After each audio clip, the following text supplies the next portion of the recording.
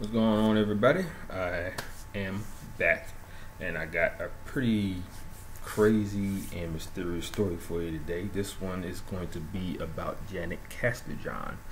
Now, I don't know if anyone has ever heard about her. You may have if you listened to some of David Paulides' interviews on Coast to Coast AM. He has talked about her quite a few times, depending on what book he may have been reading from. And I honestly have to commend him on a lot of the stuff that he talks about, because he'll tell you he can't remember everything in his books as far as the cases, but he does a very good job remembering a lot of the cases in the books, because he's put in a lot of hours searching for the evidence dealing with these cases, and dealing and finding the weird stuff in a lot of the cases, like all the stuff that the media and the police and the Park Service don't want you to know about. But he can read or talk about most of the cases without, just from memory. So I really commend him on that, because for me, I have to actually read the information from the web page sometimes, and depending on what story catches my eye the most and makes me want to learn more about it, I can do it from memory, like the Stacey Ann Ayers case, or my favorite case, which would be the Madison Scott case. I can do that from memory because I've looked at the documentary over and over and over again. Now, this is something that I just started looking at, and I knew I wanted to do a case about her. And then when I saw it, I was looking on the website, and it was speaking of different people who disappeared in the Redwoods National Park. Can't remember where that was actually at, but her name came up in that list. So, and that name caught my eye because I've heard him talk about her more than once before. So that's why I'm gonna do a story on her tonight. So sit back, relax, get your coffee, and be freaked out with some of the stuff that I'm going to talk about tonight, because this case right here is a direct correlation with all of the cases of people that disappear mysteriously in these parks. And it's got everything that you need: suspense, mystery, the fact that she could walk down a trail going back towards where her family is, and then somewhere between point A and point B, she just vanishes without a trace. There was no footprints of where she was going, or her going off the beaten path. She just vanished, and she has not been found since. Now, I was looking on the internet, and it said that Janet Castrejon found, but I didn't see anything on there about that. Maybe they found her remains somewhere that was way away from where their trailer home was, or I think their camper, whatever they called it. But I don't know. I haven't found that yet. But when I do, I'll try to do an update on that scenario, or just to see if they actually found her remains that way. And then if it's found way away from where she was last seen, then we know that it still fits the criteria of what David Paulides talks about in a lot of his cases. All right, so let's get started. Okay, now it's like I said before, Janet Castrejon, she was last seen a year ago. Okay, well, first of all, the article that I'm reading from was published at 7:27 p.m. On June 18th of 2016. Now, it was updated on June 20th of 2016.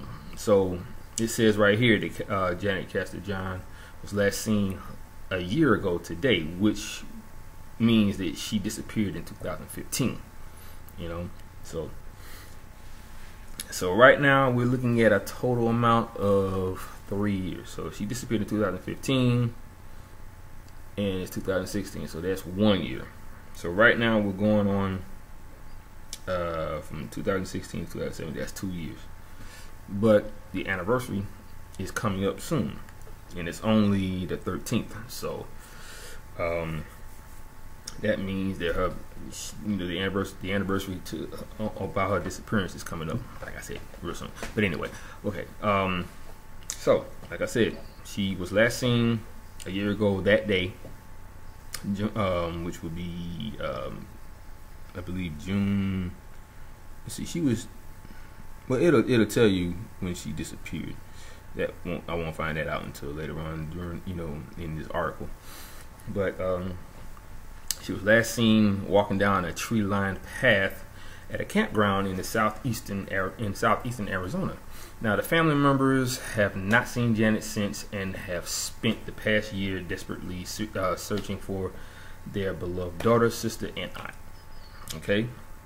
Now, all the family members, which would include Janet's brother, Oscar Castrejon. She has another brother. I forgot what his name was. I think he's got like a funky name. I'm not sure. I got to read that part again, but I think he has like a funky name. But the other family members, other than Oscar, is her parents, Dr. Eduardo and Lydia Castrejon. Now, all of them are from Las Cruces. So they all were saying that they're missing a huge part of their family and a huge part of their lives and a huge part of who they are.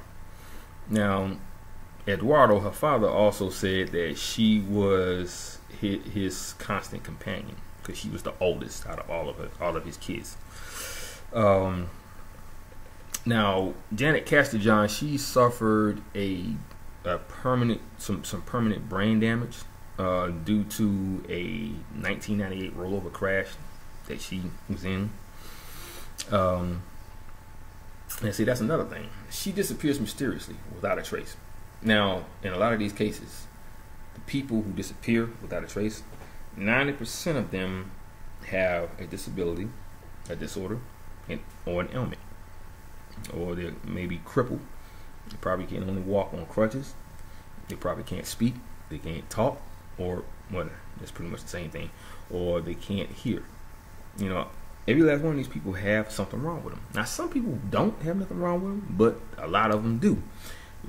And she's one of the cases of people that actually did have some type of, disability, which would be the brain trauma, of course. Okay. Now, for Eduardo, her father, he also said that this will be the second saddest Father's Day of his life.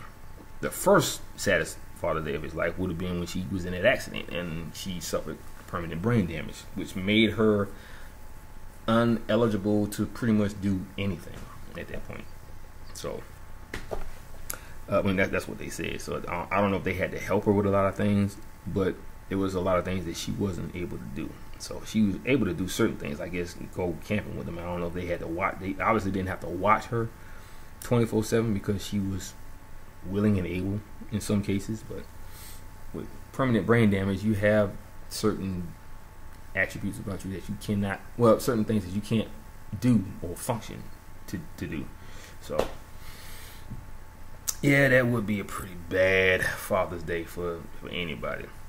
Now, Janet, then 44, she disappeared under suspicious circumstances during Father's Day weekend last year, that time in 2015, while on a camping trip with her parents.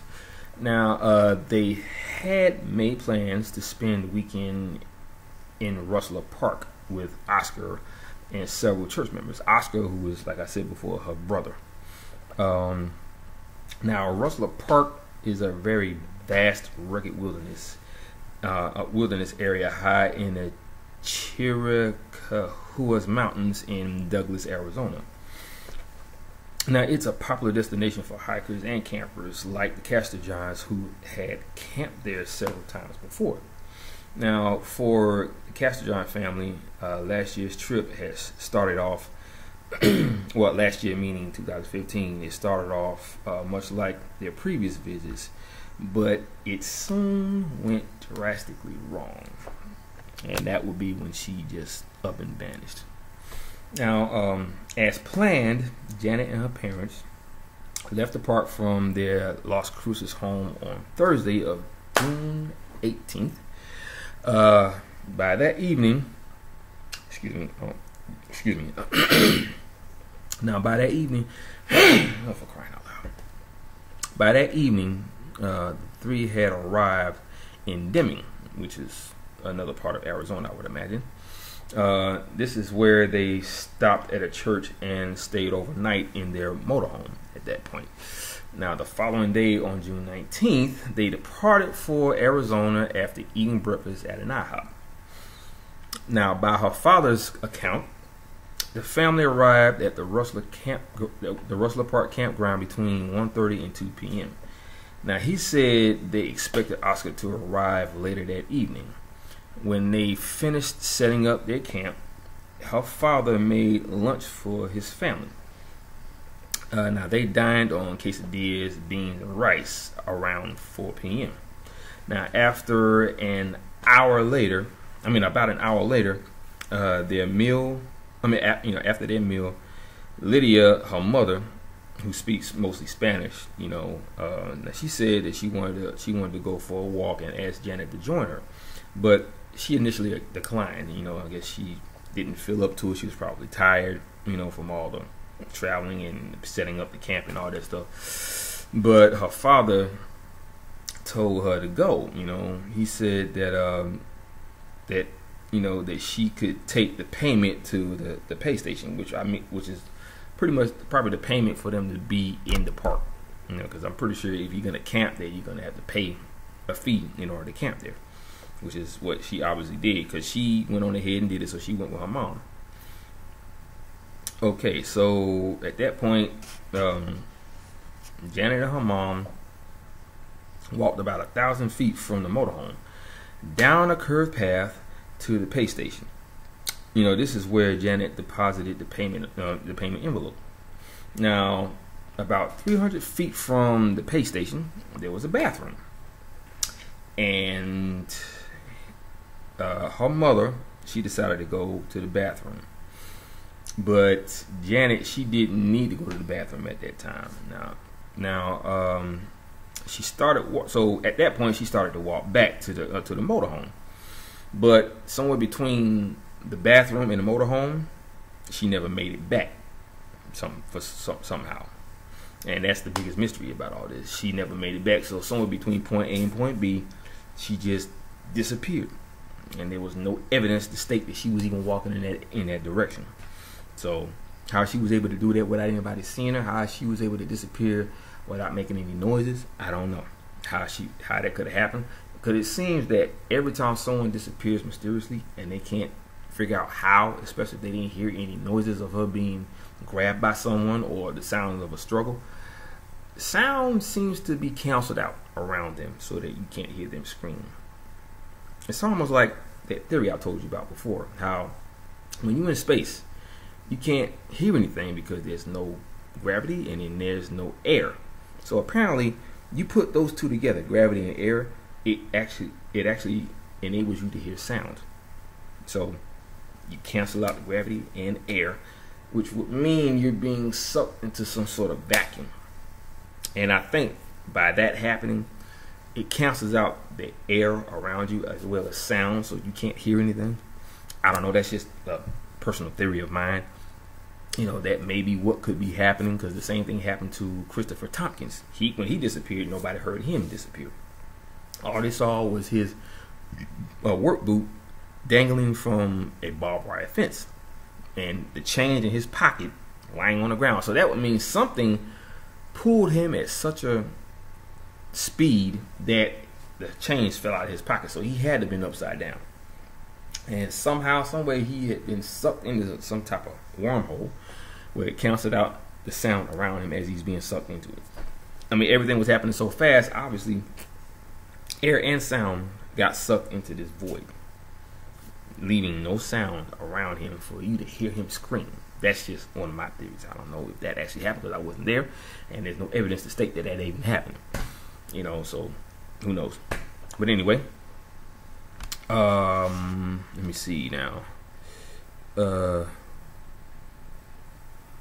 Now, on her way over there, she just disappeared.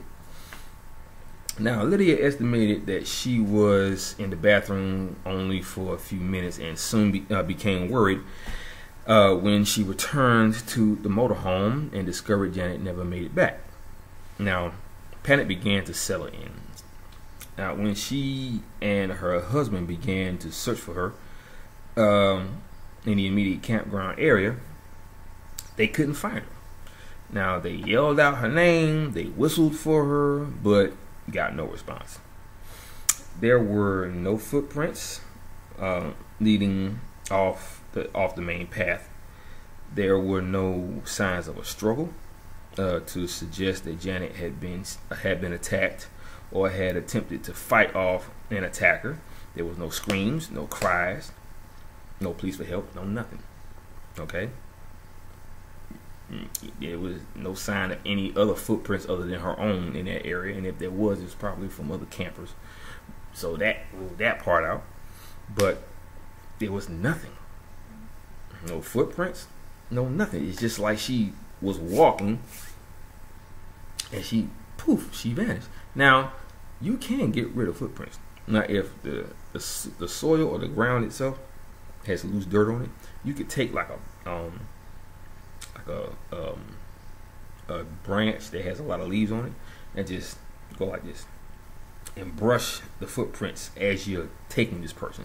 That way, it looks like there's no footprints. You just basically brushing the footprints out of existence, you know. And they didn't say anything about a storm that occurred right after she disappeared. Now that they may have, but that's further down in the story. I don't know if I'm gonna get that far because I want to just get to the main basic of the story. So, and like I said, in this case, because they couldn't find anything, that made them even more worried. I mean, there was nothing at all that they found to indicate that she was taken by someone. So by 8 p.m., Oscar, her brother, finally arrived, and they told him what happened. And so he called 911 to report her as a missing person. But help itself didn't arrive until after midnight Saturday on June 20th. So now a search and the search and rescue team, which with the Cochise County Sheriff's Office, began searching for Janet around 12:30 a.m. according to the sheriff's spokeswoman Carol Kappas. Now the team searched until 6 a.m. Now they resumed the search around 9 a.m. Now a search helicopter was dispatched later that day, but was unsuccessful in finding any signs of Janet at that point.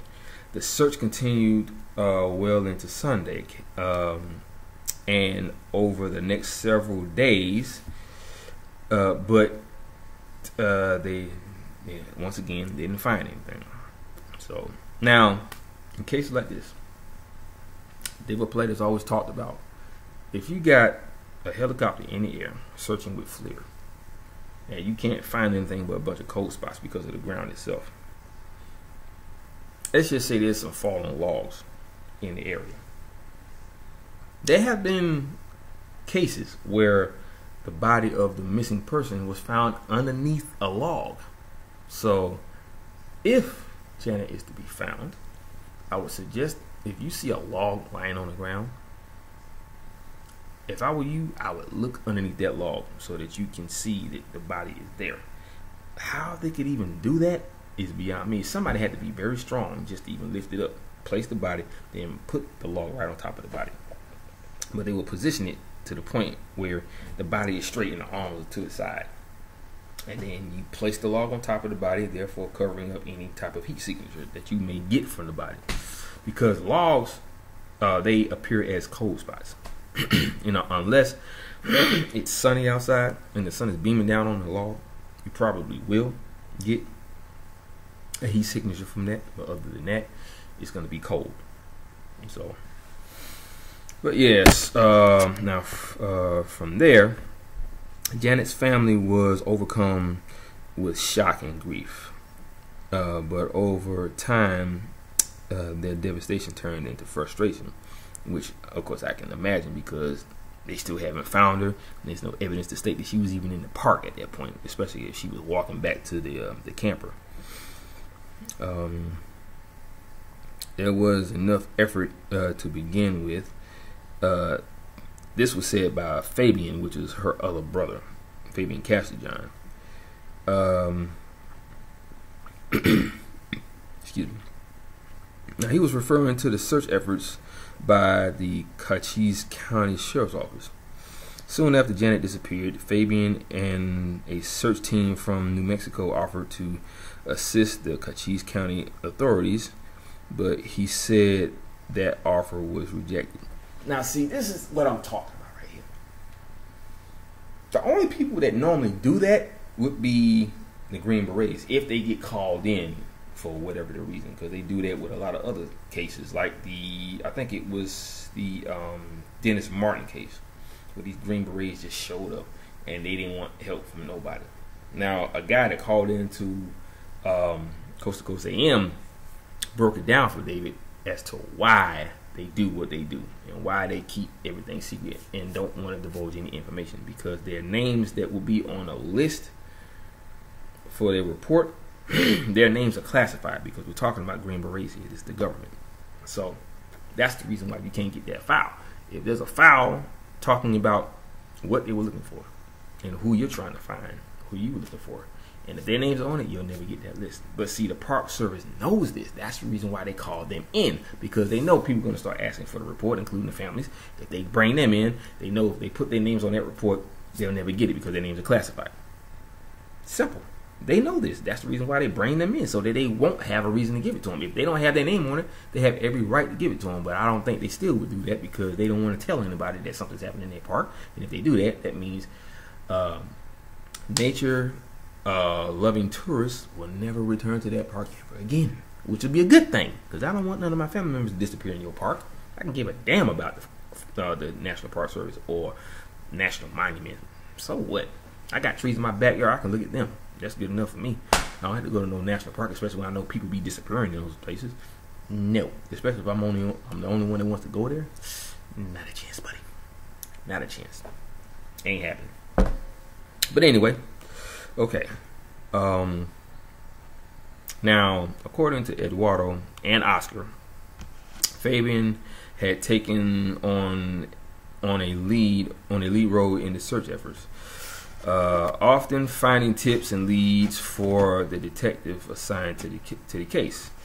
He spent about 3 weeks searching for Janet immediately after her disappearance and helped organize extensive search parties. He and his sister, okay, this is a real funky name here, Xochitl.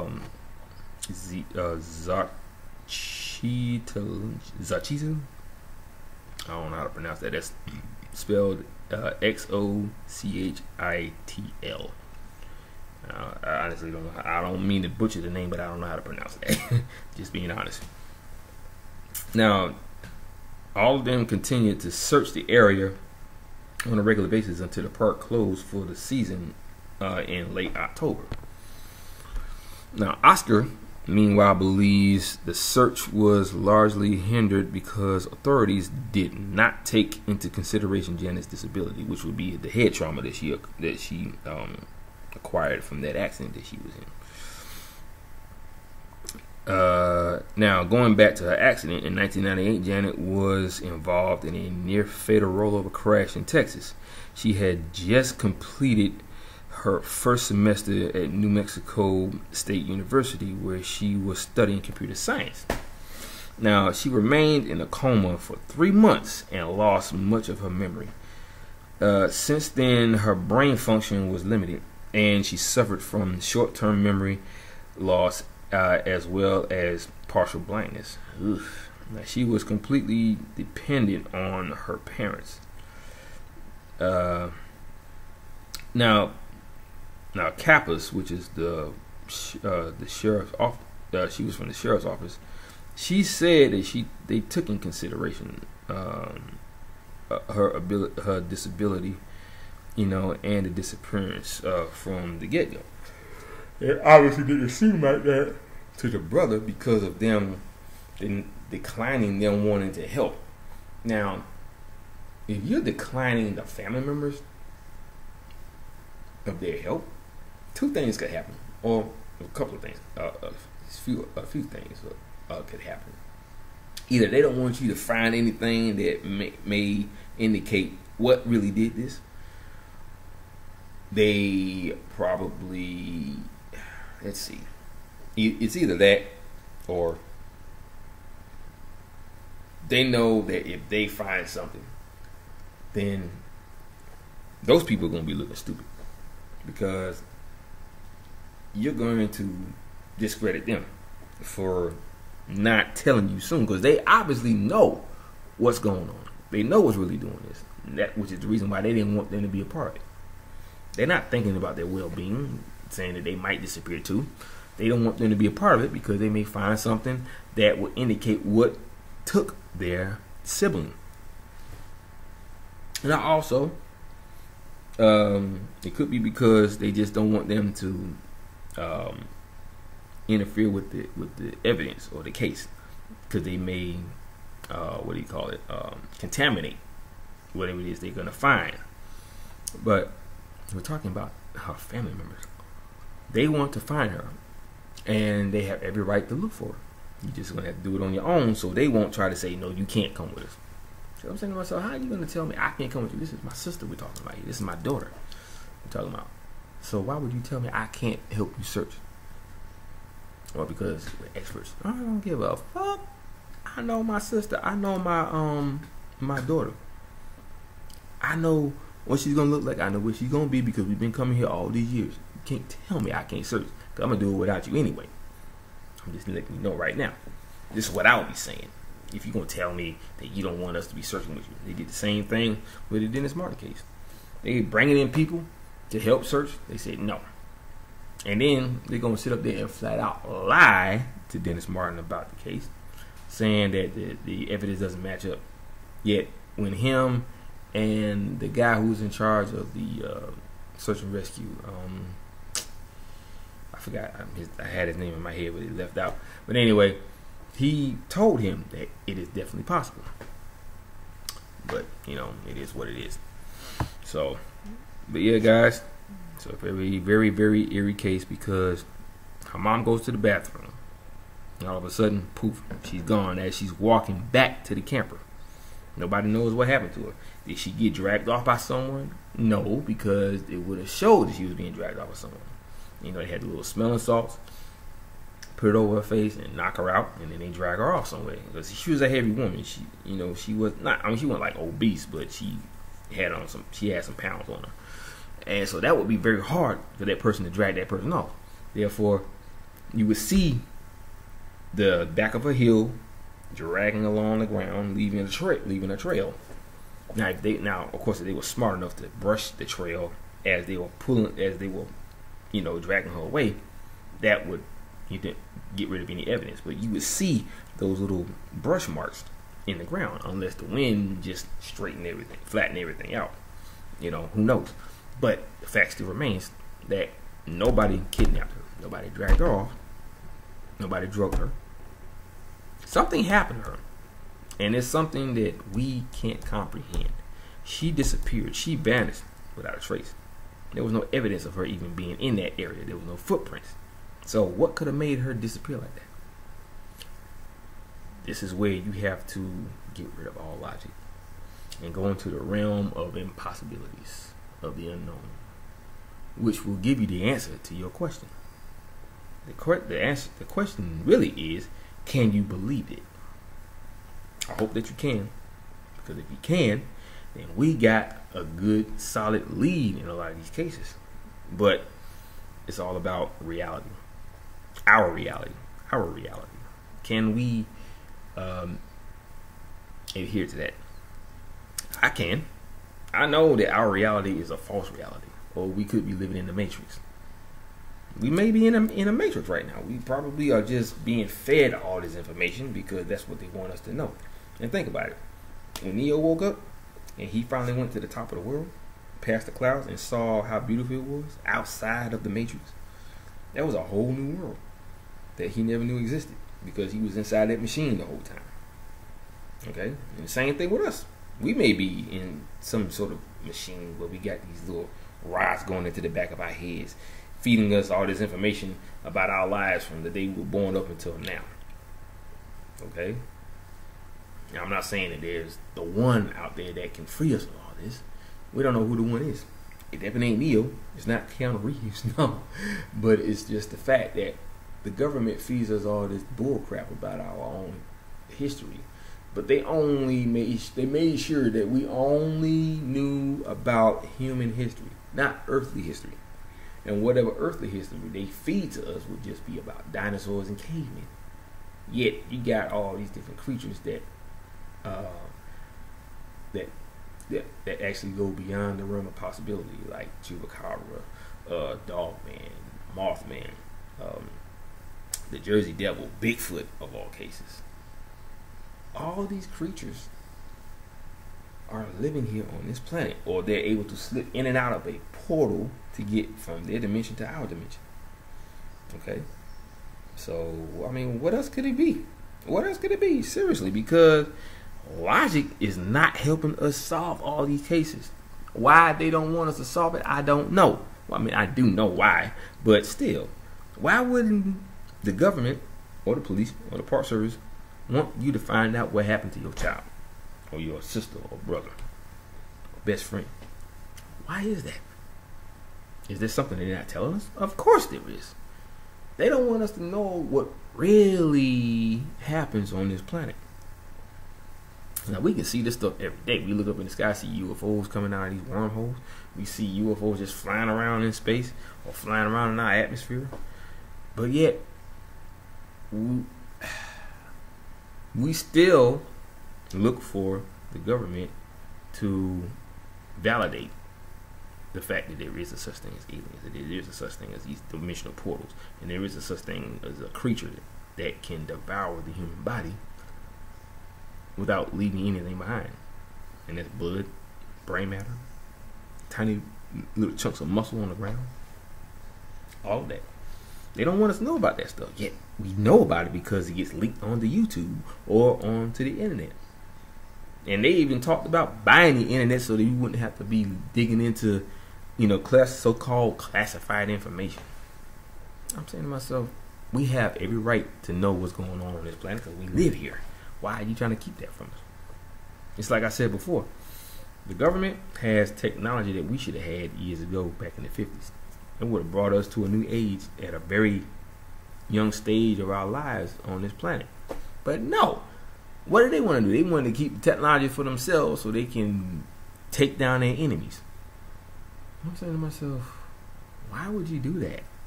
Why would you keep all this from us? We live here. You live here. You're humans just like us. Unless you are actually a bunch of hybrids, which would make you not human.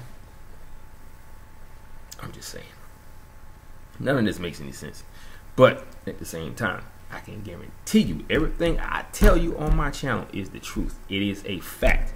It is our true reality. It is our Earth's true reality. There is a hidden history about this planet that they don't want to tell us about. Yet we still know, but we look for clarification. We look for evidence. We look for facts. We look for the government to disclose the fact that there is a such thing as a hidden history of this planet. Just like when they talked about how a rogue planet named Thea struck Earth thousands of years ago before it coalesced into what it is today. And when it struck the Earth, it embedded itself into the core of our planet, creating a huge, it knocked out a huge portion of the Earth, causing it to actually shoot off into space. But it actually rotated around our Earth. It orbited around our Earth until it coalesced into our moon. Okay, now when astronauts went up there before they came back to Earth for the final time, one of the astronauts kicked up some dirt on the moon, and it was like red clay. And the only way there would have to be red clay on that planet is if it actually did happen, which obviously it did. So there's your scenario. There's your analogy about why the government is keeping secrets, or what kind of secrets are they keeping. Very strange, people. Very, very strange. You know, and I hope to God that one day it will have some answers as far as where she is. But until then, all we can do is speculate. All we can do is come up with our own theories as to what happened to him. Because if the evidence is weird and strange, then the evidence would be they were walking back towards the trailer or the camper, and poof, they just disappeared off the face of the earth. No indication as to where they went, who took them, what took them. They're just gone. No footprints on the ground to indicate where they were walking to. Nothing. It was clever enough to brush up the footprints so that you wouldn't find them or find out where they were going. It's weird, man. And I don't know. I mean, I don't know what to say about that one, but that's just straight up weird. Okay. But anyway, guys, that's the end of this segment. I will return with more. I got to look through some more cases from this website that I found that has all these names on it, and I'm going to post more very soon. So, oh, and by the way, I will be going on vacation on the 21st of this month. So I might bring my laptop with me. I might not. It depends on the Wi-Fi in the area where I'm going to be in. If it's strong enough for me to actually broadcast a video about, you know, what I talk about on my channel. I still, like I said, I may bring it with me. I may not, because, you know, I don't want to just stop for a week. I want to try and get in some more videos, you know. But we'll see as the days come along. Like I said, I may do it, I may not. I'm not sure. But if I do, you will be hearing from me while I'm on vacation. If not, I will see you guys starting from the 21st. I will see you guys mañana, a week after, because I'm going to be there for about 9 days. So, without further ado, everybody, I hope you enjoyed this video. And if you did, you know what to do. Like and subscribe below. Hit me with them, you know. Like I said, hit me with a thumbs up. It's pretty much the same thing. And subscribe. Okay, you subscribe on my channel, I will subscribe to yours. All right. So, like I always do in every video, at the end, aloha, mahalo, and ohuiho. Shaka, guys. Peace out.